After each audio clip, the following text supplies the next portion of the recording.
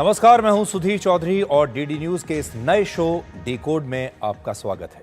इस वक्त की सबसे बड़ी खबर यह है कि ईरान अब कभी भी अमेरिका पर हमला कर सकता है और अमेरिका ने, आपको याद होगा, 41 घंटे पहले ईरान के 3 न्यूक्लियर ठिकानों पर हमला किया था और ईरान बहुत जल्द इसका बदला ले सकता है। ईरान से अमेरिका की सीमा लगभग 12,000 किलोमीटर दूर है और इसलिए ईरान की कोई भी मिसाइल वहां तक पहुंच नहीं सकती। लेकिन मिडिल ईस्ट में अमेरिका के जो 19 सैनिक अड्डे हैं, जहां पर अमेरिका के 40 से 50 हजार सैनिक तैनात हैं, वहां ईरान बड़ा हमला जरूर कर सकता है और अमेरिका ने भी इन देशों में अपने सैनिक अड्डों की सुरक्षा अब बढ़ा दी है। इस बीच ईरान के विदेश मंत्री ने रशिया के राष्ट्रपति व्लादिमीर पुतिन से मुलाकात की है और राष्ट्रपति पुतिन ने कहा है कि वो ईरान की मदद करने के लिए तैयार हैं, लेकिन उन्होंने ये नहीं बताया कि ये मदद किस तरह की होगी। आज पूरी दुनिया ये सवाल पूछ रही है कि अगर रशिया भी इस युद्ध में कूद गया तो क्या ये युद्ध अब एक बहुत बड़ा रूप ले सकता है। आज इस युद्ध का पूरा विश्लेषण हम आपके लिए करेंगे। इसके बाद आपको वर्ष 1975 में लगी इमरजेंसी के दौर में लेकर चलेंगे और आपको बताएंगे कि कैसे उस समय भारत में वन पार्टी सिस्टम की तैयारी कर ली गई थी, यानी एक ऐसी व्यवस्था जिसमें एक ही पार्टी हमेशा सत्ता में रहेगी और कोई विपक्षी पार्टी नहीं होगी। अगर ऐसा हो जाता तो आज भारत में बिल्कुल चीन जैसी शासन व्यवस्था होती, जहां सिर्फ एक पार्टी का शासन है, जहां ना विपक्ष है, ना मजबूत न्यायिक व्यवस्था है और ना ही लोगों के मानव अधिकार हैं। इस बारे में कभी आपने सोचा नहीं होगा, लेकिन आज हम इमरजेंसी का एक बिल्कुल नए प्रकार से आपके लिए विश्लेषण करेंगे, इसे डिकोड करेंगे। और आखिर में आपको आज से 40 साल पहले एयर इंडिया के कनिष्क विमान हादसे के बारे में बताएंगे। ये ऐसा दर्दनाक विमान हादसा था जिसके बारे में आज भी आप सब जानकर सिहर उठेंगे। ये विमान जब कनाडा के वैंकूवर से मुंबई आ रहा था, उस समय खालिस्तानी आतंकवादियों ने इसमें एक बम रख दिया और जब ये विमान अटलांटिक महासागर के ऊपर से गुजर रहा था, तभी इसमें विस्फोट हो गया और इसमें मौजूद सभी 329 यात्री मारे गए थे। लेकिन सबसे पहले हम उन सैटेलाइट तस्वीरों को आपके लिए आज डिकोड कर रहे हैं जो ईरान की उन न्यूक्लियर साइट से आई हैं जिन्हें अमेरिका ने नष्ट करने का दावा किया है। इनमें एक न्यूक्लियर साइट ईरान के फोर्दो में है, दूसरा नतांज में है और तीसरा इस्फहान में है।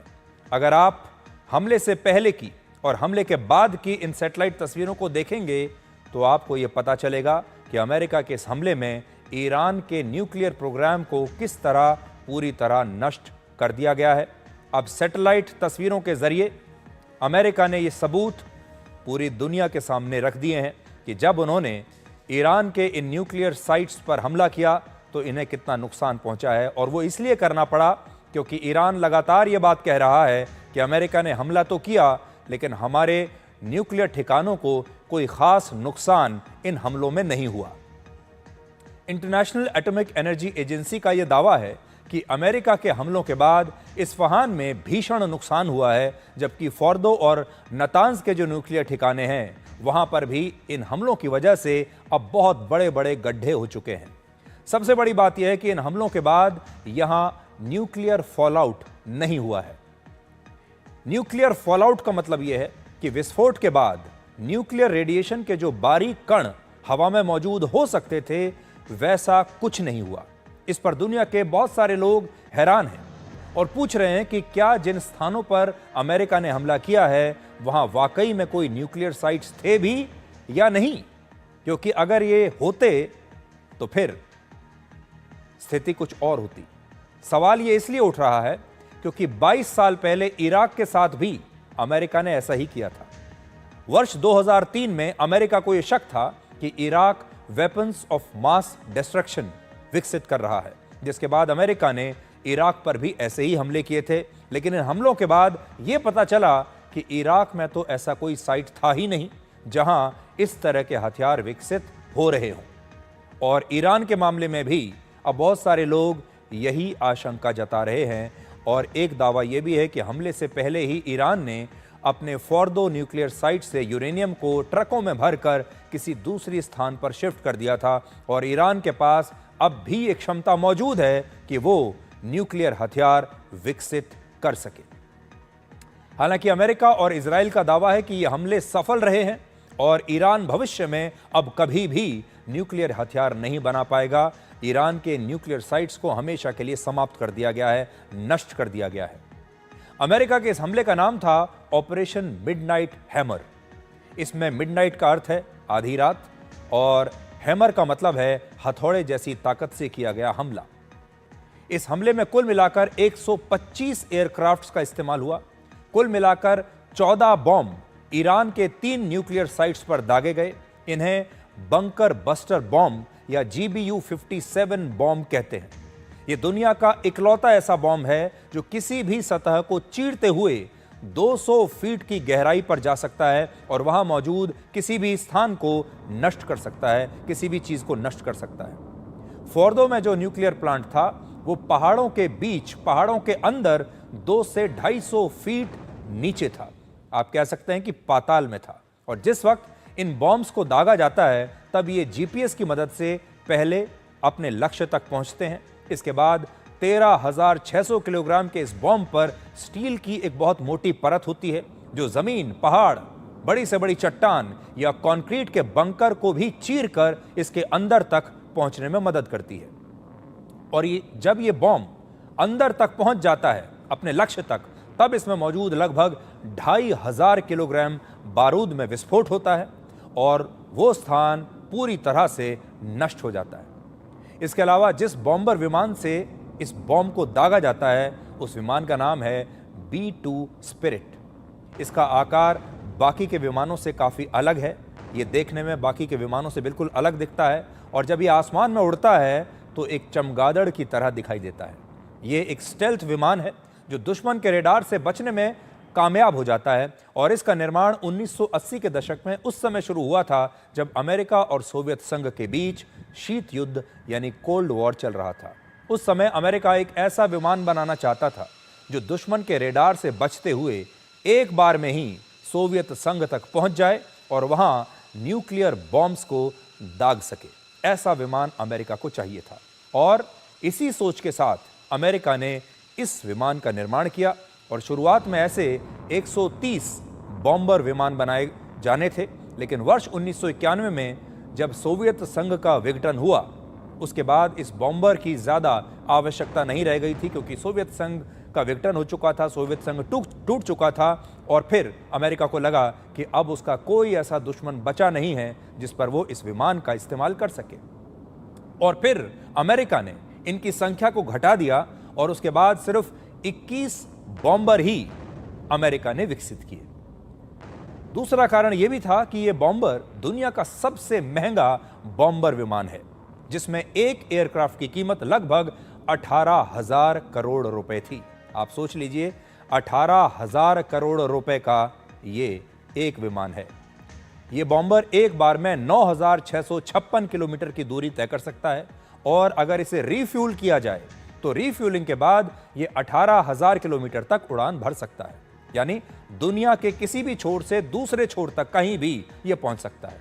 इसके अलावा ये विमान 18,000 किलोग्राम की मिसाइलें या बारूद या बॉम्ब के साथ उड़ान भरने में सक्षम है और यह क्षमता 27,200 किलोग्राम तक बढ़ाई जा सकती है।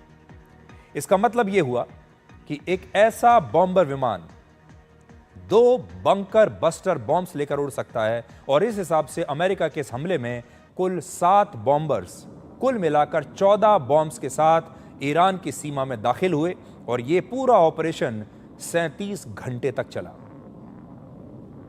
ये तस्वीरें जो इस समय आप देख रहे हैं ये उस समय की तस्वीर हैं जब ये बॉम्बर विमान अपना ये ऑपरेशन पूरा करके यानी ईरान पर हमला करने के बाद जब ये वापस अमेरिका लौटा, ये उस समय की तस्वीर हैं। ये सफल वापसी की तस्वीर हैं। इस हमले में अमेरिका को कोई नुकसान नहीं उठाना पड़ा।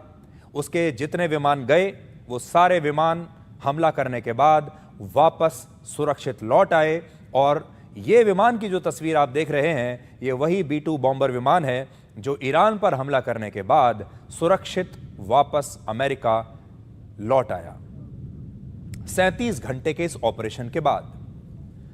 हालांकि यह 37 घंटे का ऑपरेशन भी इस बॉम्बर विमान का सबसे लंबा मिशन नहीं है। इससे पहले वर्ष 2001 में इन बॉम्बर विमानों ने अमेरिका से अफगानिस्तान तक लगातार उड़ान भरी थी और यह ऑपरेशन नॉन स्टॉप 44 घंटे तक चला था। यह बॉम्बर ना सिर्फ बहुत महंगा है बल्कि इसके रखरखाव पर भी बहुत पैसा खर्च होता है। इस एक बॉम्बर विमान की 1 घंटे की उड़ान पर 1,27,00,000 रुपए खर्च होते हैं 1 घंटे के लिए, और इस हिसाब से 7 विमानों के लगातार 37 घंटे उड़ान भरने का सिर्फ खर्चा ही 330 करोड़ रुपए के आसपास रहा होगा। यह एक रफ एस्टिमेट हम आपके लिए लगा रहे हैं। ये बॉम्बर विमान अगले 15 वर्ष और इस्तेमाल होंगे और इसके बाद इन्हें किसी दूसरे बॉम्बर विमान से रिप्लेस कर दिया जाएगा और इसका नाम होगा B-21 रेडर, जो इनको रिप्लेस करेगा। इस हमले के बाद अमेरिका के राष्ट्रपति डोनाल्ड ट्रंप ने कहा है कि इस हमले में ईरान के परमाणु ठिकानों को बहुत ज्यादा नुकसान पहुंचा है और अमेरिका का रक्षा विभाग बहुत जल्द इस पूरे नुकसान के बारे में दुनिया को जानकारी देगा। इसके अलावा इस हमले के बाद व्हाइट हाउस ने भी कहा है कि अब अमेरिका शांति चाहता है और ईरान को अब सरेंडर कर देना चाहिए।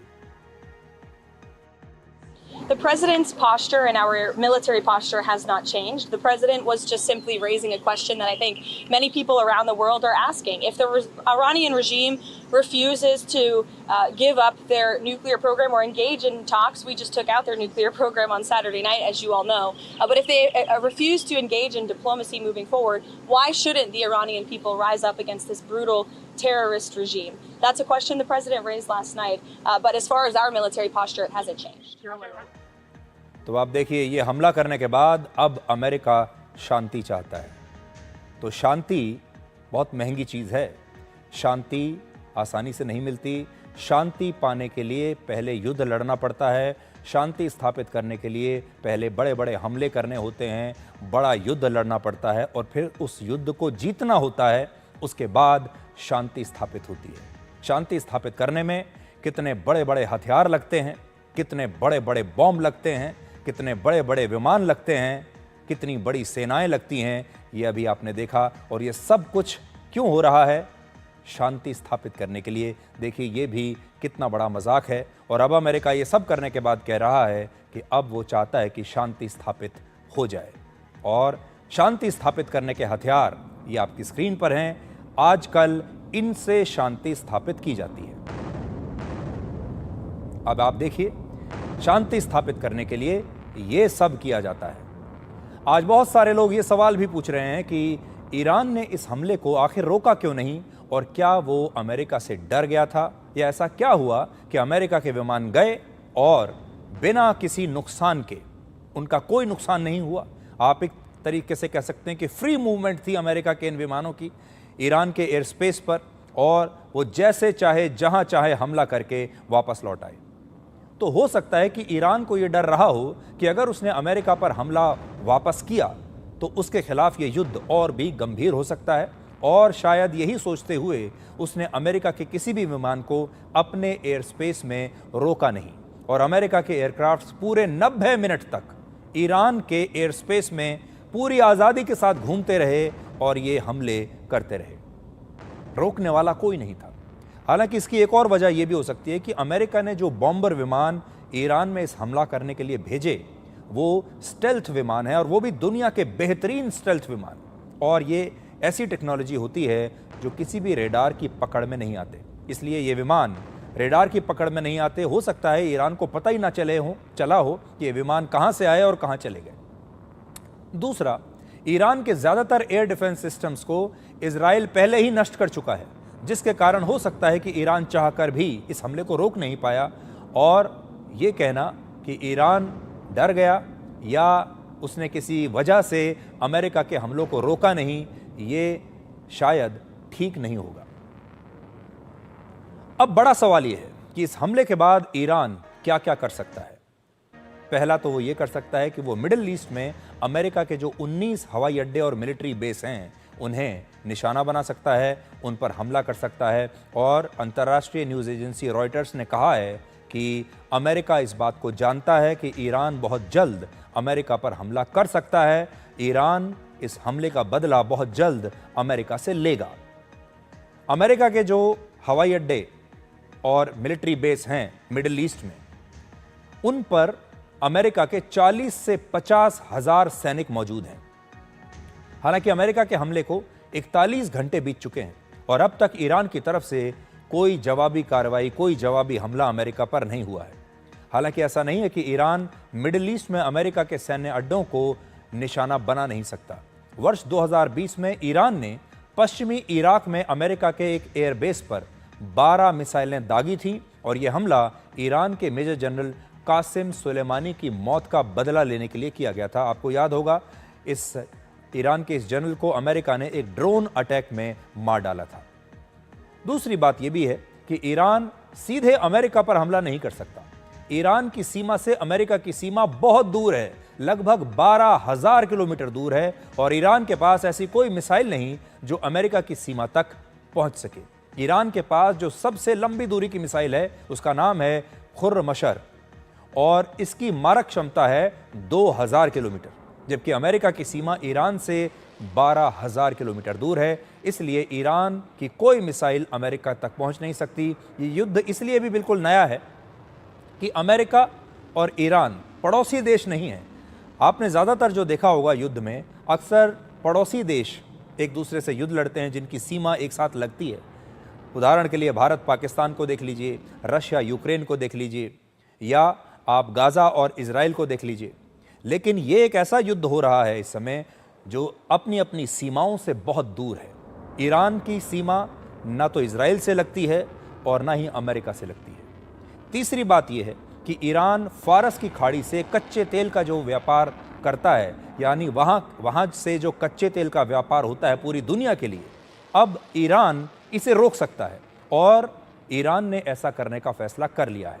इस पर अंतिम फैसला खामेनेई की सुप्रीम नेशनल सिक्योरिटी काउंसिल को अब लेना है और अगर उसने अपनी सहमति दे दी तो ये ट्रेड रूट बंद हो जाएगा। इसे स्ट्रेट ऑफ हॉर्मुज भी कहते हैं, जहां से दुनिया के 20% कच्चे तेल का निर्यात होता है या व्यापार होता है और दुनिया के बड़े बड़े जहाज कच्चा तेल लेकर इसी स्ट्रेट ऑफ हॉर्मुज से गुजरते हैं, जो इस समय आपकी स्क्रीन पर है। भारत भी अपने कुल कच्चे तेल का लगभग 36% आयात और कुल नेचुरल गैस का 50% आयात ईरान के इसी रास्ते से करता है। यानी हमारा कच्चा तेल और हमारी प्राकृतिक गैस भी इसी रास्ते से आती है और अगर ईरान ने इस रास्ते को बंद कर दिया तो भारत को भी नुकसान होगा और भारत में यानी आप लोगों के लिए भी महंगाई बढ़ सकती है। कच्चे तेल के महंगा होने से पेट्रोल और डीजल की कीमतें बढ़ जाएंगी और जैसे ही पेट्रोल और डीजल महंगा हुआ तो फिर ट्रांसपोर्टेशन कॉस्ट बढ़ जाएगी, जिससे देश में इस्तेमाल होने वाला हर सामान, चाहे वो सब्जियां हों, चाहे वो और कोई भी चीज़ हो, हर चीज़ महंगी हो जाएगी क्योंकि उसे लाने ले जाने की जो कॉस्ट है, कीमत है, वो बढ़ जाएगी। हालांकि ईरान के लिए इस ट्रेड रूट को बंद करना आसान नहीं होगा क्योंकि ईरान का सारा आयात भी इसी रूट से ही होता है और दूसरा, अगर ईरान ने इस ट्रेड रूट को बंद कर दिया तो इससे उसके पड़ोसी देश भी नाराज हो जाएंगे और ईरान के दुश्मन और ज़्यादा बढ़ जाएंगे। और चौथी बात यह है कि ईरान अपने प्रॉक्सी संगठनों को और ज़्यादा मजबूत कर सकता है और वो लेबनान में हिजबुल्ला, गाज़ा में हमास और यमन में हूतियों को और ज़्यादा खतरनाक हथियार दे सकता है, जिससे इजराइल को अलग अलग मोर्चों पर युद्ध लड़ना पड़े।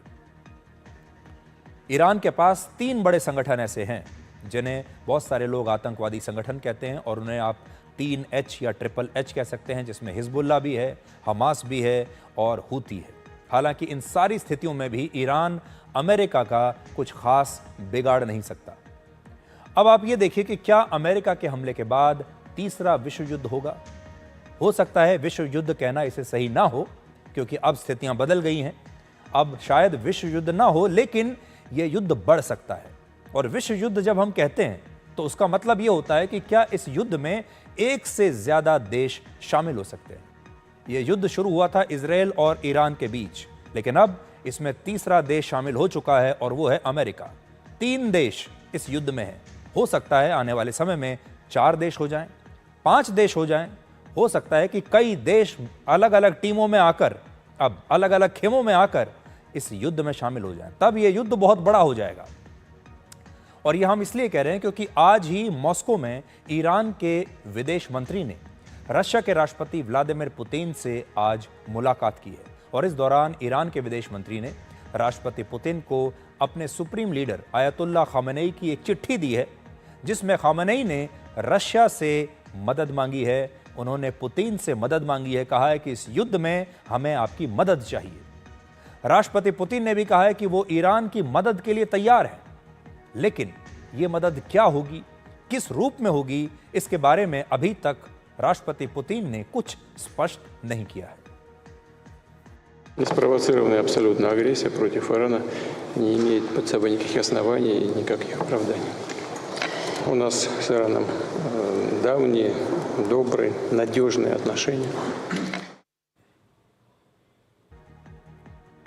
तो ईरान की स्थिति कैसी रही होगी, आप इससे समझ सकते हैं कि उन्होंने जल्दी से अपने विदेश मंत्री को मॉस्को भेजा इस युद्ध के दौरान और उनसे कहा कि आप तुरंत अभी मॉस्को जाइए और रशिया के राष्ट्रपति से मदद मांगिए। ईरान के विदेश मंत्री ने कहा है कि उन्हें उम्मीद है कि संयुक्त राष्ट्र की सुरक्षा परिषद में रशिया ईरान का समर्थन जरूर करेगा। این حمله‌ای که آمریکا انجام داد حمله اول به منشور ملل متحد هست چون کاملا خلاف منشور هست، حمله به قوانین بین الملل هست، حمله به حقوق بین الملل هست، حمله به قوانین بین الملل هست و از همه مهمتر حمله به NPT و نظام عدم اشاعه. तो रशिया ने यानी वहां के राष्ट्रपति व्लादिमीर पुतिन ने यह बिल्कुल कहा है कि यह हमला जो किया है अमेरिका ने ये बिल्कुल गलत किया है। उन्होंने इस हमले की कड़ी आलोचना की है। अब देखिए रशिया की आलोचना आपने देख ली। रशिया इस समय ईरान के साथ खड़ा हुआ है। चीन के विदेश मंत्रालय ने भी ईरान का समर्थन किया है, लेकिन चीन को इस बात की चिंता ज्यादा है कि कहीं ईरान फारस की खाड़ी में ट्रेड रूट को ना बंद कर दे और अगर ऐसा हो गया तो चीन की अर्थव्यवस्था पर इसका सबसे ज्यादा बुरा असर होगा, क्योंकि चीन इस ट्रेड रूट से अपना 45% कच्चा तेल आयात करता है। 及其附近水域是重要的国际货物和能源贸易通道，维护该地区安全稳定，符合国际社会的共同利益。中方呼吁国际社会加大努力，推动冲突降级，防止地区局势动荡，对全球经济发展造成更大的影响。 तो चीन चिंतित है। दो चीजें आपने देख ली कि इस युद्ध में अभी तक अमेरिका इजराइल के साथ है, अमेरिका ईरान पर हमला कर चुका है, लेकिन दूसरी तरफ रशिया ईरान के साथ खड़ा है और चीन भी ईरान का समर्थन कर रहा है, लेकिन चीन को व्यापार की चिंता ज्यादा है। यूरोपियन यूनियन को भी इसी बात की चिंता ज्यादा है कि ईरान विरोध के तौर पर स्ट्रेट ऑफ हॉर्मुज को बंद ना कर दे। इससे यह सीख मिलती है आप सबको। ये तो देश हैं जो युद्ध लड़ रहे हैं, लेकिन आप ये देखिए कि इससे क्या सीख सकते हैं। ये सीख सकते हैं कि दुनिया भावनाओं से नहीं अपने हितों से चलती है। एक और बात, जब तक अमेरिका इस युद्ध में नहीं कूदा था तब तक सारे देश शांति के पक्ष में थे, क्योंकि उन्हें पता था कि ईरान सिर्फ इजराइल के हमलों का विरोध करने के लिए स्ट्रेट ऑफ हॉर्मुज को बंद नहीं करेगा। लेकिन अब जब अमेरिका के हमले के बाद हर देश को यह लग रहा है कि ईरान इस ट्रेड रूट को बंद कर सकता है, तो वो ईरान के साथ हमदर्दी जता रहे हैं और उन्हें चिंता है कि कहीं ईरान इस रूट को बंद ना कर दे, क्योंकि इससे सबका नुकसान होगा।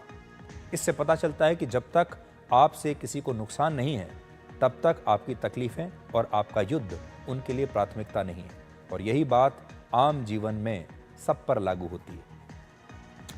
अब बड़ा सवाल यह है कि क्या तीसरा विश्व युद्ध शुरू हो सकता है? क्या इस युद्ध में 1 से 2 से ज्यादा देश शामिल हो सकते हैं? तो यह युद्ध बड़ा तब होगा, इसका विस्तार तब होगा जब उसमें बड़ी बड़ी महाशक्तियां शामिल हो जाएं। जैसे इस युद्ध में 3 देशों की भूमिका बहुत अहम रहेगी। एक है अमेरिका जो ईरान पर हमला कर चुका है, दूसरा है रशिया और तीसरा है चीन। ये 3 जो देश हैं ये बहुत महत्वपूर्ण है। ये बात सबको पता है कि अमेरिका इजराइल के साथ है और रशिया और चीन ईरान के साथ है, लेकिन सिर्फ इस समर्थन से इतना बड़ा युद्ध शुरू नहीं हो सकता। जिस तरह अमेरिका ने इजराइल की तरफ से ईरान पर हमला किया, क्या वैसे ही रशिया और चीन अमेरिका पर हमला कर सकते हैं या इजराइल पर हमला कर सकते हैं? अगर रशिया और चीन में से कोई भी देश अमेरिका पर हमला कर दे या इजराइल पर हमला कर दे तो उस स्थिति में यह युद्ध बहुत बड़ा बन जाएगा, इस युद्ध का विस्तार हो जाएगा। लेकिन उससे पहले सिर्फ अमेरिका के हमले के आधार पर यह कहना कि विश्व युद्ध शुरू हो सकता है, यह काफी मुश्किल है। दूसरी बात यह है कि इस युद्ध में अमेरिका के हमले के बाद सभी देशों ने उसकी निंदा की है, आलोचना की है, लेकिन किसी भी देश ने अमेरिका या इजराइल के खिलाफ कोई आक्रामक रुख नहीं अपनाया है। सिर्फ बयान दिए हैं, सिर्फ स्टेटमेंट दिए हैं, इसके अलावा कुछ नहीं। यूरोपियन यूनियन के विदेश मंत्रियों ने आज ईरान के हालात पर चर्चा की और माना जा रहा है कि कल से शुरू होने वाले नेटो के समिट में यह युद्ध सबसे बड़ा मुद्दा होगा, सबसे ज्यादा चर्चा इसी पर होगी। अंतर्राष्ट्रीय न्यूज एजेंसी रॉयटर्स का यह दावा है कि ईरान अगले 1 से 2 दिनों में मिडिल ईस्ट में अमेरिका के सैन्य अड्डों पर हमला कर सकता है और इसकी आशंका व्हाइट हाउस को भी है। अमेरिका ने कतर में अपने नागरिकों को अगले आदेश तक बंकर्स में रहने की सलाह दी है और कतर में ही अल उदैद नाम का एक अमेरिकी एयरबेस है जो अमेरिका का इस क्षेत्र में सबसे बड़ा एयरबेस है, जो करीब वहां अमेरिका के 10,000 सैनिक तैनात हैं। इसके अलावा ईरान के राष्ट्रपति ने एक दिन पहले ही भारत के प्रधानमंत्री नरेंद्र मोदी से भी फोन पर बात की है और प्रधानमंत्री मोदी ने सैन्य संघर्ष पर गहरी चिंता जताई और तुरंत तनाव कम करने के लिए कूटनीतिक रास्ता अपनाने की बात को उन्होंने दोहराया है।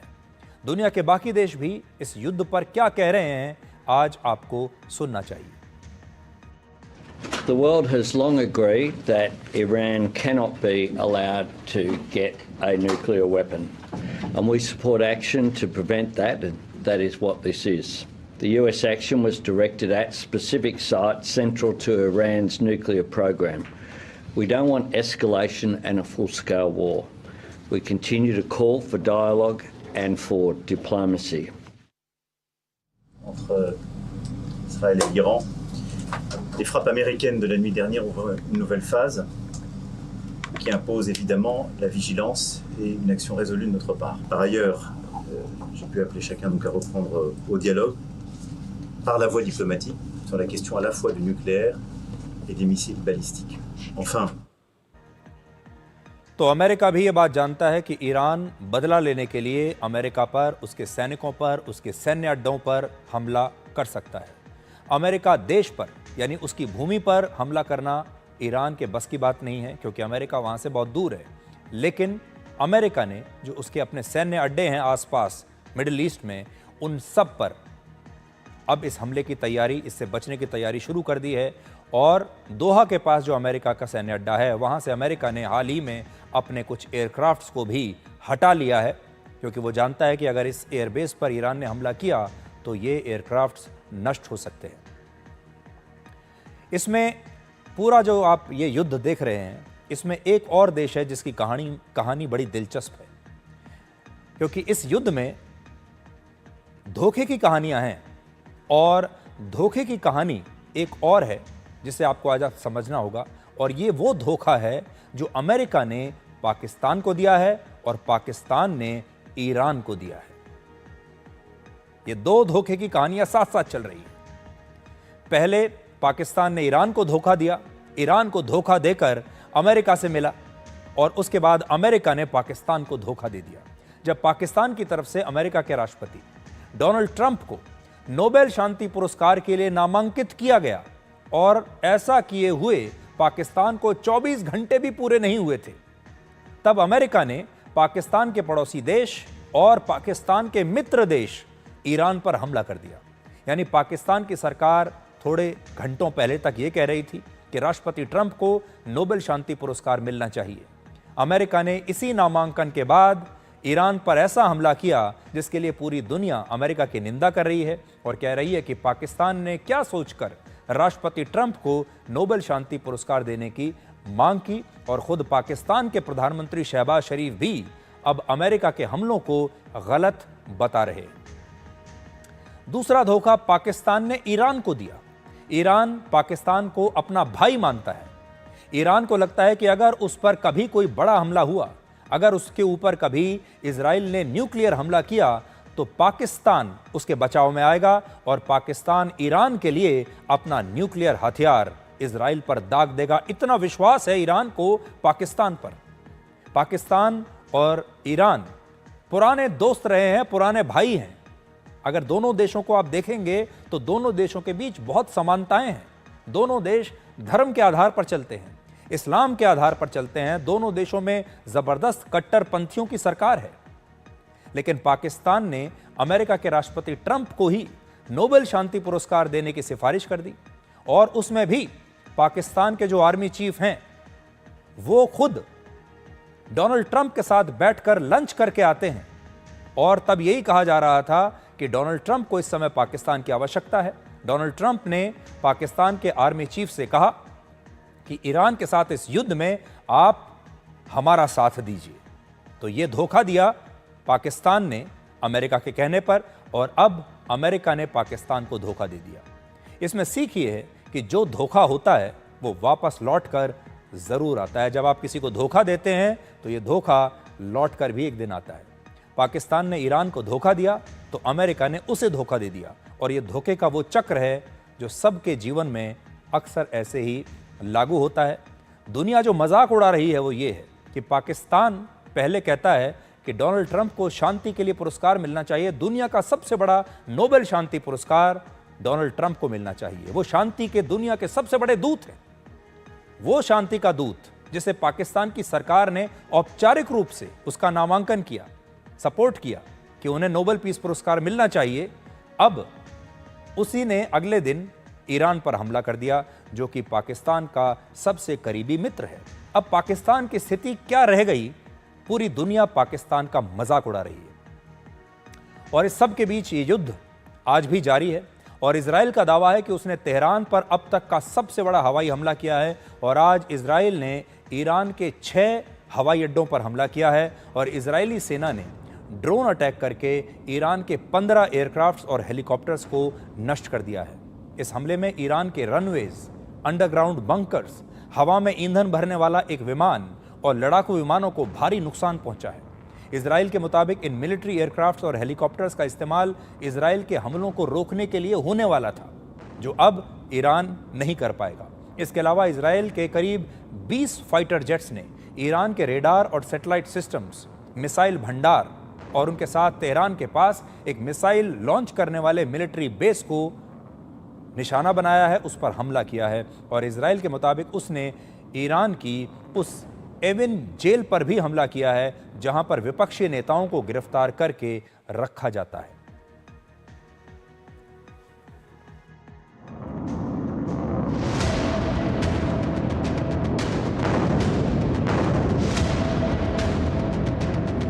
To target Iran's nuclear facilities with the awesome and righteous might of the United States will change history.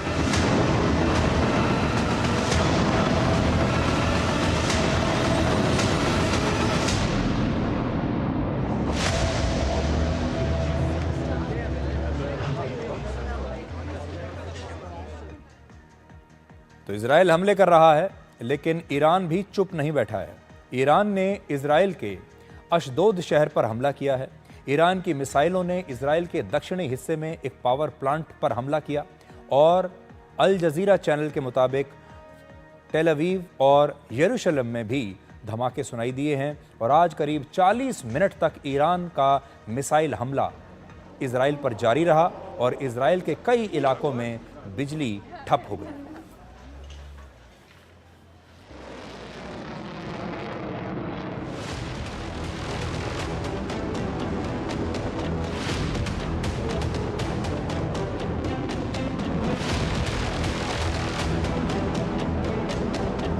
که با این تجاوز عقربه‌های ساعت به سود شما نخواهد چرخید.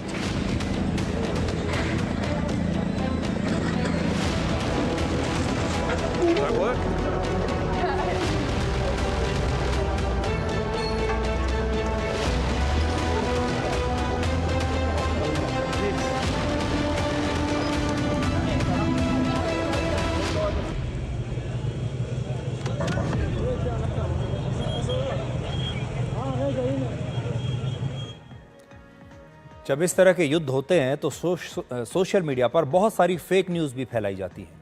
एक फेक न्यूज़ ये फैल रही है कि ईरान पर हमले के लिए भारत के एयर स्पेस का इस्तेमाल हुआ है। अमेरिका ने ईरान पर हमला करने के लिए भारत के एयर स्पेस का इस्तेमाल किया है, जबकि अमेरिका ने खुद इसे गलत बताया है। और महत्वपूर्ण बात यह है कि ये फेक न्यूज़ भी पाकिस्तान ने फैलानी शुरू की, जिस पर हमारे देश की एक खास लॉबी ने आंखें बंद करके विश्वास कर लिया और ये लोग हमारे अपने देश की सरकार पर सवाल उठाने लगे। तो आप ये भी देखिए कि इन लोगों को पाकिस्तान से आने वाली फेक न्यूज़ पर कितनी आसानी से विश्वास हो जाता है, लेकिन अपने देश की सरकार, अपने देश की सेना की किसी भी बात पर इन लोगों को विश्वास नहीं होता। और एक और अपडेट ये है कि ऑपरेशन सिंधु के जरिए कल रात से लेकर अब तक ईरान के मशहद से 575 भारतीयों को वापस लाया जा चुका है भारत में, जबकि कुल 2000 भारतीय नागरिकों की अब तक ईरान से सुरक्षित वापसी हो चुकी है। और इजराइल से भी 162 भारत के लोगों को वापस अभी लाया जा रहा है।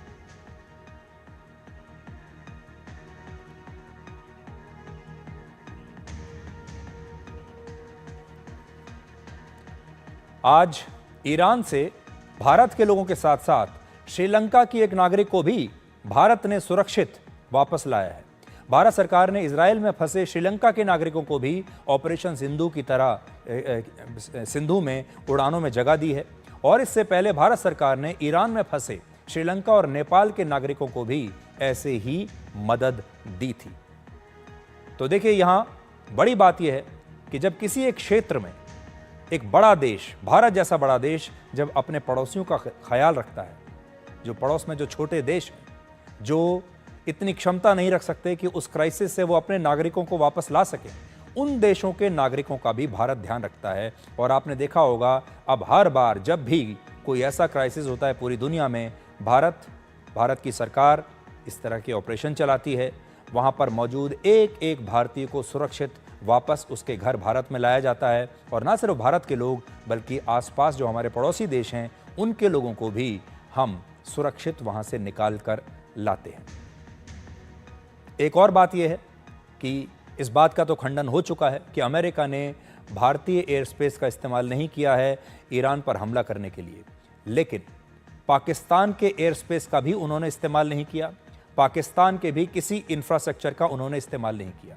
कुछ दिन पहले लोग यही कह रहे थे और ये बात चल रही थी पूरी दुनिया में कि पाकिस्तान के आर्मी चीफ को डोनाल्ड ट्रंप ने लंच पर इसलिए बुलाया है कि उन्हें ईरान के साथ युद्ध में हो सकता है पाकिस्तान की सेना की आवश्यकता हो सकता है वो पाकिस्तान के एयर बेस का इस्तेमाल करें, पाकिस्तान के एयर स्पेस का इस्तेमाल करें। लेकिन पाकिस्तान की, हमने पहले भी आपको बताया था, अमेरिका को पाकिस्तान की कोई आवश्यकता ना थी और ना है। और इस हमले में भी अमेरिका ने पाकिस्तान का कोई इस्तेमाल नहीं किया।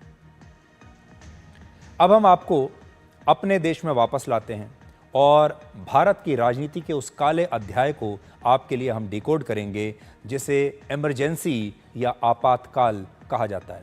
आप में से बहुत सारे लोगों को शायद याद भी नहीं होगा, क्योंकि ये बात है 1975 की।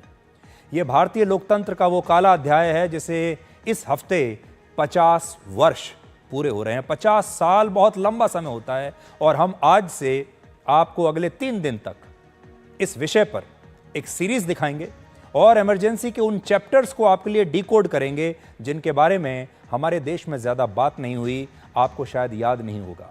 आज भी जब इमरजेंसी की बात होती है तो यही कहा जाता है कि उस वक्त देश भर में सरकार विरोधी नेताओं और लोगों को गिरफ्तार किया जा रहा था। विपक्ष के नेता गिरफ्तार हो रहे थे, फिल्मों और अखबारों पर सेंसरशिप लगा दी गई थी और लोगों के मानव अधिकारों और अभिव्यक्ति की आज़ादी को ख़त्म कर दिया गया था, क्योंकि इंदिरा गांधी सत्ता में बने रहना चाहती थी। लेकिन एक सच्चाई ये भी है कि इस इमरजेंसी के तहत देश में वन पार्टी सिस्टम लागू करने की कोशिश हुई थी, जिससे भारत में लोकतंत्र और संविधान का इसके बाद कभी कोई अर्थ नहीं रह जाता। आगे बढ़ने से पहले मैं आपको बस इतना बताना चाहता हूं कि अगर ये वन पार्टी सिस्टम उस समय लागू हो गया होता, जो कि उस समय इंदिरा गांधी ने सोचा था, तो आज हमारे देश की हालत चीन के जैसी होती। जो व्यवस्था इस समय चीन में है, वही व्यवस्था हमारे देश में भी होती। उस समय इमरजेंसी का एक ही उद्देश्य था, भारत में ऐसी शासन व्यवस्था लाना जिसमें सत्ता सिर्फ एक पार्टी के पास रहे और सारे अधिकार और शक्तियां राष्ट्रपति को दे दी जाए। अगर उस दौर में यह व्यवस्था लागू हो जाती तो हमारा देश भी लोकतांत्रिक रूप से आज वैसा ही होता जैसे आज का चीन है। आज चीन में सिर्फ एक पार्टी का शासन है और वो है कम्युनिस्ट पार्टी ऑफ चाइना। और भारत में भी शायद ऐसा ही होता और वो पार्टी होती कांग्रेस पार्टी ऑफ इंडिया। फर्क बस इतना है कि भारत में इसकी जगह कांग्रेस पार्टी सत्ता के केंद्र में आज होती और बाकी किसी विपक्षी पार्टी का आज कोई वजूद नहीं होता। और ये बातें हम अपनी तरफ से नहीं कह रहे, बल्कि आज मैं अपने साथ कुछ किताबें लेकर आया हूं, आज कुछ दस्तावेज लेकर आया हूं और एक ड्राफ्ट की कॉपी लाया हूं जिसमें इस बात का जिक्र किया गया है। इनमें एक पुस्तक का नाम है Indira Gandhi and the years that transformed India. यह पुस्तक आज मैं अपने साथ लेकर आया हूं, ये देखिए। और इसे इतिहासकार श्रीनाथ राघवन ने लिखा है। अब मैं आपको बताता हूं इसमें क्या लिखा है। इसमें इमरजेंसी नाम का एक चैप्टर है जिसमें लिखा है कि आपातकाल के वक्त भारत में अधिनायकवादी शासन था, जिसका मतलब होता है सत्ता सिर्फ एक नेता या एक पार्टी के पास सीमित रहेगी। सत्ता का एक नेता या एक पार्टी के पास सीमित हो जाना। उस समय इंदिरा गांधी के शीर्ष नौकरशाहों यानी सरकारी अफसरों और कांग्रेस में इंदिरा गांधी के वफादार और करीबी नेताओं ने देश में राष्ट्रपति शासन की एक नई प्रणाली पर जोर देना शुरू किया। यह वो सिस्टम होता जो सारी कार्यकारी शक्तियों का केंद्रीकरण कर देता और इसमें बाधा डालने वाली सुप्रीम कोर्ट और हाई कोर्ट को एक तरीके से साइडलाइन कर देता। और इसमें संसद की ताकत भी बहुत कम हो जाती और इंदिरा गांधी को प्रधानमंत्री के बजाय राष्ट्रपति बना दिया जाता। इमरजेंसी लागू होने के सिर्फ 2.5 महीने के बाद सितंबर 1975 में इंदिरा गांधी के सहयोगी B.K. नेहरू ने उन्हें एक चिट्ठी लिखी।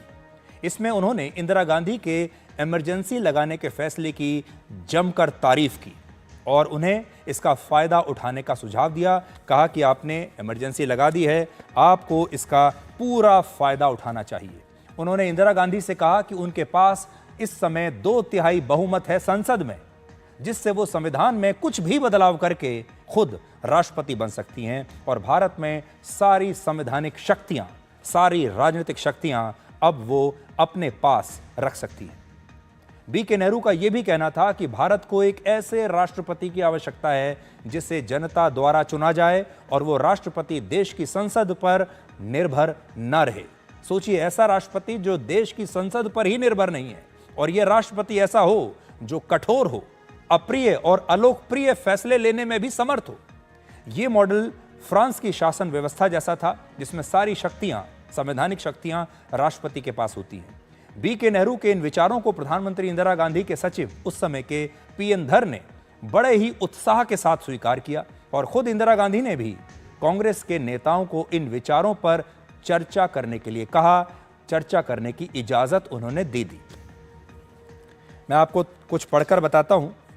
B.K. नेहरू ने लिखा, the emergency should be taken advantage of while it lasts. Indira Gandhi को सलाह दे रहे हैं कि ये जो आपने लगाई है इमरजेंसी, इसका पूरा फायदा आप उठाइए। आगे इसी किताब में लिखा है कि Nehru suggested a directly elected president of the Republic. Congress के वरिष्ठ नेताओं में बाबू जगजीवन राम और स्वर्ण सिंह ने बहुत ही गर्मजोशी से इस विचार का समर्थन किया और हरियाणा के तत्कालीन मुख्यमंत्री बंसीलाल ने तो यहां तक कह दिया था कि हमारी बहन इंदिरा गांधी को जीवन भर के लिए प्रधानमंत्री बना देना चाहिए। आज मैं उनका एक बयान की कॉपी लेकर आया हूं जो उन्होंने बयान दिया था। The main purpose of the assembly he told me would be to make Behen ji, वो इंदिरा गांधी को बहन जी कहकर संबोधित कर रहे हैं, to make Behen ji president for life. तो वो ये कह रहे हैं कि हमारी बहन जी इंदिरा गांधी को उम्र भर के लिए आजीवन राष्ट्रपति बना देना चाहिए। तो मैंने अभी आपको शब्दशः उनका बयान पढ़कर बताया और उन्होंने यही कहा कि हटाओ इस चुनावी बकवास को। यह शब्दशः उनका बयान था, हटाओ इस चुनावी बकवास को और हमारी बहन इंदिरा गांधी को जिंदगी भर के लिए राष्ट्रपति बना दो। बहुत सारे लोगों को लगता है कि इमरजेंसी लगाने का फैसला सिर्फ इसलिए लिया गया था क्योंकि इलाहाबाद हाई कोर्ट ने इंदिरा गांधी को चुनावों में सरकारी शक्तियों का दुरुपयोग करने के लिए दोषी पाया और उन्हें प्रधानमंत्री के पद से इस्तीफा देने के लिए कहा और उनके चुनाव लड़ने पर भी रोक लगा दी। बात सिर्फ इतनी नहीं थी, बात बहुत आगे की थी। सच यह है कि इस फैसले ने इमरजेंसी को देश में लागू कराया। फ्लैश पॉइंट तो यही था, लेकिन इमरजेंसी लगाने की योजना इससे पहले ही बन चुकी थी। एक और पुस्तक है जिसका नाम है the emergency a personal history और इसे मशहूर पत्रकार कुमी कपूर ने लिखा है। इसमें वो लिखती हैं कि इमरजेंसी लगने से 6 महीने पहले ही पश्चिम बंगाल के मुख्यमंत्री सिद्धार्थ शंकर रे ने इंदिरा गांधी को एक पत्र लिखा और उन्हें देश में इमरजेंसी लगाकर विपक्ष के नेताओं की बड़े पैमाने पर गिरफ्तारियां कराने का सुझाव दिया। अब सोचिए, तब तक तो इलाहाबाद हाईकोर्ट का यह फैसला नहीं आया था। उससे पहले ही सिद्धार्थ शंकर रे ने यह चिट्ठी इंदिरा गांधी को लिख दी थी और इमरजेंसी का सुझाव दे दिया था और कह दिया था कि विपक्ष में जितने भी बड़े नेता हैं सबको गिरफ्तार करके जेल में डाल दो। और बाद में इंदिरा गांधी ने किया भी वही।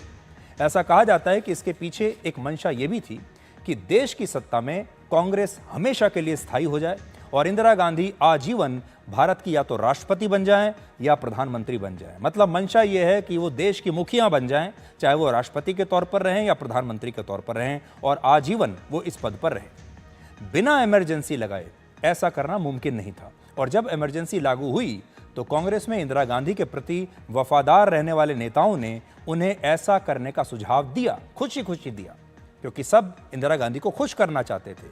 और इंदिरा गांधी ने भी बड़ा खुश होकर इस पर अपने बाकी नेताओं को विचार विमर्श करने की सहमति दी कि आप लोग बैठिए, कमेटी बनाइए और इस पर विचार कीजिए कि ये कैसे हो सकता है। और इसी विचार को बल देने के लिए दिसंबर 1975 में एक दस्तावेज जारी हुआ जिसका नाम था a fresh look at our constitution और उसे लेकर कुछ सुझाव, सम सजेशंस। आप सोचिए इसमें क्या कहा जा रहा है। इसमें कहा जा रहा है कि अपने संविधान पर अब हम एक फ्रेश लुक, मतलब संविधान के बारे में दोबारा से पुनर्विचार करेंगे। और उसकी कॉपी भी आज मैं लेकर आया हूं और इसमें प्रमुख रूप से 3 सिफारिशें की गई। पहला, प्रधानमंत्री और कैबिनेट की सामूहिक जवाबदेही खत्म करना और कानून बनाने, बजट पास करने और अन्य प्रमुख फैसलों में राष्ट्रपति को सर्वोपरि बनाना। दूसरा, संसद की शक्तियां, संवैधानिक शक्तियां कम कर देना और उसे प्रतीकात्मक यानी सिर्फ दिखावे तक सीमित कर देना, संसद की ऐसी स्थिति कर देना। और तीसरा, सुपीरियर काउंसिल ऑफ जुडिशरी की स्थापना करना, एक नई council, superior council of judiciary. और अगर ऐसा हो जाता तो सुप्रीम कोर्ट और देश भर की हाई कोर्ट इस काउंसिल के अधीन आ जाती और इस काउंसिल का नियंत्रण सरकार के पास रहता। सरकार इस काउंसिल पर नियंत्रण रखती और ये काउंसिल हाई कोर्ट और सुप्रीम कोर्ट पर कंट्रोल रखती। सरल भाषा में इसे डिकोड करें तो इमरजेंसी के उस दौर में बड़े बड़े विपक्षी नेताओं को चिन्हित करके उनकी गिरफ्तारियां हुई। जिस भी नेता के बारे में ऐसा लगता था कि ये आगे चलकर चुनौती दे सकता है, ये आगे चलकर कोई विपक्षी पार्टी बना सकता है, हर उस नेता को गिरफ्तार करके जेल में डाल दिया गया। फिर यह सोचा गया कि संविधान को बदला कैसे जाए। बदला जाएगा और ऐसी व्यवस्था बनाई जाएगी जिसमें इन विपक्षी पार्टियों के नेताओं के पास कोई लोकतांत्रिक ताकत न बचे। और तीसरा, जब ये विपक्षी नेता अदालतों में भी जाएंगे तो अदालत भी इनकी मदद ना कर पाए, क्योंकि हमारे देश की हाई कोर्ट और बाकी की अदालतें और सुप्रीम कोर्ट भी इस व्यवस्था में सरकार की मुट्ठी में आ जाती। इन सारी बातों को ध्यान में रखते हुए एक कमेटी बनाई गई जिसे संविधान में संशोधन पर विचार करना था। और इस कमेटी में कुल मिलाकर 12 सदस्य थे और इस कमेटी की अध्यक्षता कर रहे थे स्वर्ण सिंह, जो इंदिरा गांधी के बड़े भरोसेमंद नेता थे और भारत के उस वक्त के रक्षा मंत्री थे। सोचिए, रक्षा मंत्री को ही यह जिम्मेदारी दे दी कि आप कमेटी बनाइए, कमेटी में बैठिए और सोचिए कि संविधान को कैसे बदला जा सकता है। और इंदिरा गांधी और कांग्रेस में जिस हिसाब से फैसले लिए जा रहे थे उससे यह तय लग रहा था कि भारत में लोकतंत्र अब एक पार्टी और एक नेता तक सीमित हो जाएगा। लेकिन कुछ ऐसा हुआ कि यह हो नहीं सका, क्योंकि उस समय लॉ कमीशन ऑफ इंडिया के चेयरमैन थे जस्टिस पी.बी. गजेंद्र गढ़कर और उन्होंने तत्कालीन प्रधानमंत्री इंदिरा गांधी को एक चिट्ठी लिखी और कहा कि संविधान में संशोधन की आवश्यकता हो सकती है, लेकिन अगर सिर्फ कांग्रेस पार्टी के नेताओं की एक कमेटी बनाकर वो ये फैसला लेगी तो ये उचित नहीं होगा।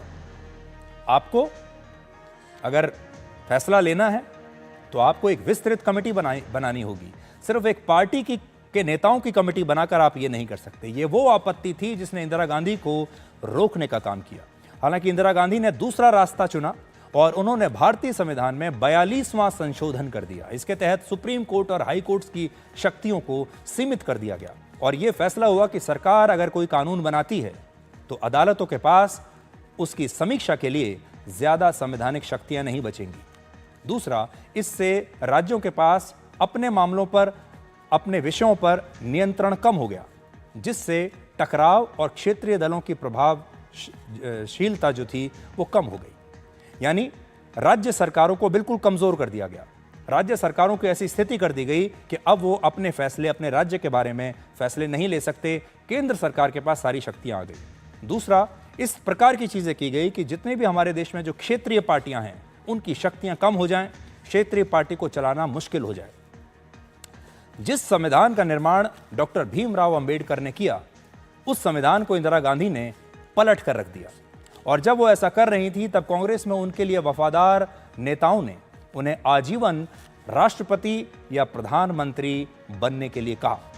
हालांकि इंदिरा गांधी ऐसा कर नहीं पाई और बाद में जनता पार्टी की सरकार ने अदालतों की शक्तियां कम करने वाले संशोधन को जब वो सरकार में आए तो रद्द कर दिया। आज अगर हमारे देश में 6 राष्ट्रीय पार्टियां हैं, 50 से ज्यादा क्षेत्रीय पार्टियां हैं और ये क्षेत्रीय पार्टियां भी प्रधानमंत्री मोदी की आलोचना खुलकर कर पाती हैं, सत्तारूढ़ पार्टी के खिलाफ लड़ पाती हैं, उसके खिलाफ जीत पाती हैं, तो ये आज हमारे लोकतंत्र की खूबसूरती है। और ब्लॉक स्तर पर भी आज विपक्षी पार्टियों के नेता प्रधानमंत्री मोदी पर जो चाहे टिप्पणी करते हैं, राष्ट्रपति पर टिप्पणी कर पाते हैं, दिन रात केंद्र सरकार के फैसलों की आलोचना कर पाते हैं, दिन रात उन पर राजनीति करते हैं। तो इसका कारण यही है कि उस वक्त इंदिरा गांधी अपने मकसद में कामयाब नहीं हुई। आज राहुल गांधी संसद से लेकर अपनी रैलियों तक भले ही संविधान की प्रति को हाथ में लेकर जाते हैं, सबको दिखाते हैं और कहते हैं कि संविधान खतरे में है, और जहां भी जाते हैं संविधान को दिखाना बिल्कुल नहीं भूलते। इसे वो लगातार खतरे में बताते हैं। लेकिन इमरजेंसी पर हमारे इस पहले भाग से आज आप ये समझ पाए होंगे कि संविधान असल में खतरे में कैसे आता है, और संविधान जब हमारे देश में पहली बार खतरे में आया था तो किस खानदान के नेता ने उसे खतरे में डाला था। और बार बार मैं आपसे ये कहता हूँ कि ये तो इस देश की किस्मत अच्छी थी कि इंदिरा गांधी अपने उस मंसूबे में कामयाब नहीं हुई। अगर हो जाती तो आज हमारी स्थिति बिल्कुल चीन जैसी होती, जहां एक ही पार्टी का शासन होता, विपक्ष नाम की चीज नहीं होती, लोगों के पास मानव अधिकार नहीं होते और अभिव्यक्ति की आज़ादी समाप्त हो चुकी होती। वक्त हो गया है एक छोटे से ब्रेक का। 3 मिनट का ब्रेक है। आप थोड़ा आराम कीजिए 3 मिनट के लिए और बहुत जल्द हम दोबारा आपसे मिलते हैं।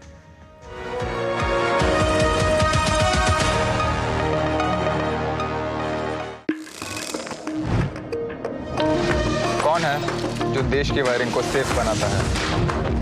कौन है जो देश की वायरिंग को इको फ्रेंडली बनाता है? कौन है जो जोड़े देश को?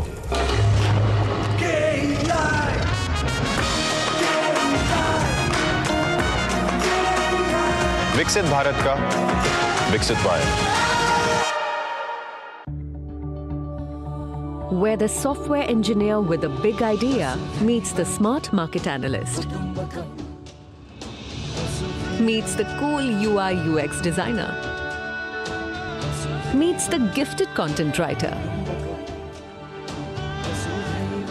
meets the talented photographer to create the big dream. The world comes together at Sharda University. So where are you?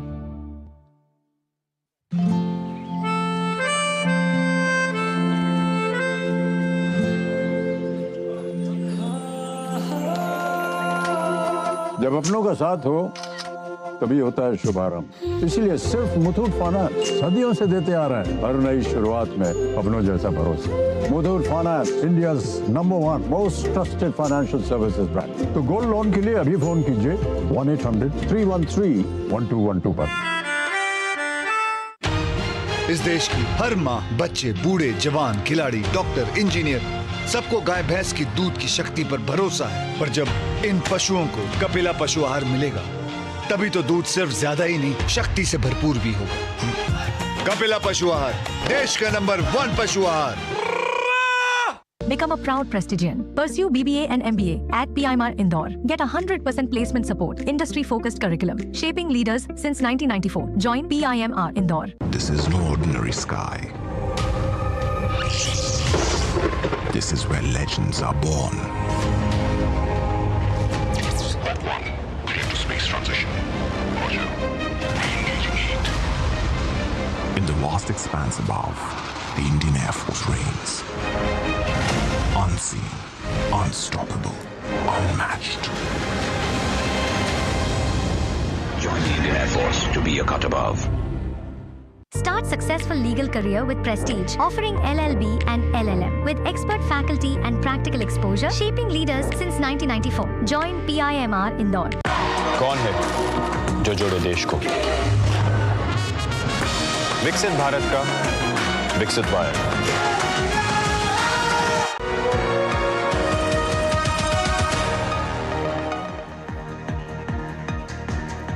आज एयर इंडिया के कनिष्क विमान हादसे की 40वीं बरसी है। वर्ष 1985 में आज ही के दिन 23 जून को एयर इंडिया के एक विमान को खालिस्तानी आतंकवादियों ने एक बम से उड़ा दिया था, जिसमें 329 यात्रियों की जान चली गई थी और यह हादसा आयरलैंड के कॉर्क द्वीप के पास हुआ था। कनिष्क विमान हादसे के बाद यहां मृतकों की याद में आहाकिस्टा मेमोरियल बनाया गया और आज यहां एक अंतर्राष्ट्रीय श्रद्धांजलि समारोह किया गया। इसमें भारत की तरफ से केंद्रीय पेट्रोलियम मंत्री हरदीप सिंह पुरी के नेतृत्व में भारत के सिख नेताओं के अब तक के सबसे बड़े प्रतिनिधिमंडल ने हिस्सा लिया और आयरलैंड के प्रधानमंत्री भी आज वहां पर मौजूद थे। उन्होंने क्या कहा, आप सुनिए।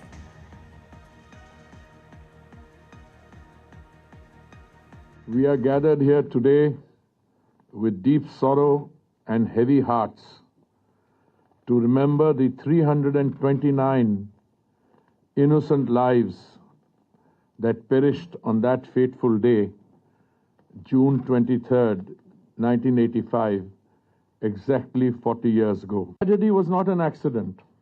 It was a deliberate, heinous attack carried out by extremist elements associated with fringe and radical movements who sought to weaken and still seek to weaken countries by such actions through terror. 329 innocent people lost their lives over the skies of Ireland that morning, and the passing of time does not dim the scale of loss and of this atrocity. While the scale of this horrific act is of global significance, we should never forget that it is an intensely personal tragedy. Sikh समुदाय से और पंजाब से भारत ने जो अपना delegation भेजा है, इस जगह से खड़े होकर उन्होंने दुनिया को 2 संदेश भेजे हैं। चाहे भारत हो या कनाडा या कोई और देश, आतंकवाद सबके लिए खतरनाक है। और दूसरा, खालिस्तानी क्रांतिकारी नहीं बल्कि आतंकवादी है। वर्ष 1985 में 23 जून को एयर इंडिया का कनिष्क विमान कनाडा से मुंबई आ रहा था। इस विमान में 307 यात्री और 22 क्रू मेंबर सवार थे। जब यह विमान लंदन से करीब 45 मिनट की दूरी पर था, इस विमान के कैप्टन ने आयरलैंड के हवाई क्षेत्र में एंट्री करने के लिए एयर ट्रैफिक कंट्रोलर से इजाज़त मांगी। उस समय यह विमान 31,000 फीट की ऊंचाई के आसपास उड़ रहा था और उसी दौरान विमान में एक जोरदार धमाका हुआ और कुछ ही देर में यह विमान आयरलैंड के तट के आसपास अटलांटिक महासागर में समा गया, डूब गया और इसी विमान का कुछ मलबा कॉर्क द्वीप के तट पर बिखरा हुआ मिला। इस विमान में सवार सभी 329 लोगों की मौत हो गई, कोई नहीं बचा। एयर इंडिया के इस विमान का नाम प्राचीन भारत के महान सम्राट कनिष्क के नाम पर रखा गया था, जिसकी वजह से इस हादसे को कनिष्क विमान हादसे के नाम से जाना जाता है। और इसकी जांच में पता चला कि इस साजिश में खालिस्तानी आतंकवादियों का हाथ था। इसके जरिए वो वर्ष 1984 में स्वर्ण मंदिर पर चलाए गए ऑपरेशन ब्लू स्टार का बदला लेना चाहते थे। कनाडा में कनिष्क विमान हादसे की जांच 20 साल तक चली, लेकिन वहां की सरकार इस हादसे के गुनाहगारों को सजा नहीं दे पाई। भारत ने अपनी जांच में इस हादसे के लिए आतंकवादी संगठन बब्बर खालसा इंटरनेशनल को जिम्मेदार ठहराया। जांच में पाया गया कि बब्बर खालसा इंटरनेशनल का फाउंडर तलविंदर सिंह परमार इस हमले का मास्टरमाइंड था। हादसे के कुछ महीनों के बाद रॉयल कैनेडियन माउंटेड पुलिस ने तलविंदर सिंह परमार को गिरफ्तार भी किया। उस समय जस्टिन ट्रूडो के पिता पियरे ट्रूडो कनाडा के प्रधानमंत्री थे।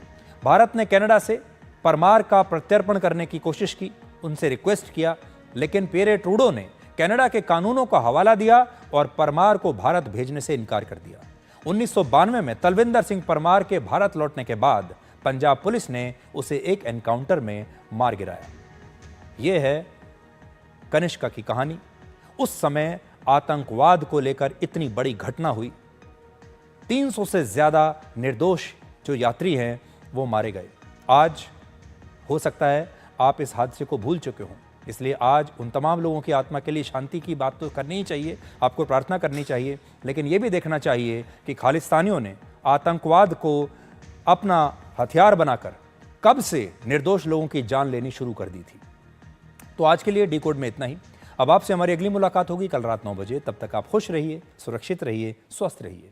और पैसा चाहे कितना भी हो, आप मौत से बच नहीं सकते, क्योंकि इंसान अमीर तो हो सकता है लेकिन अमर नहीं। नमस्कार।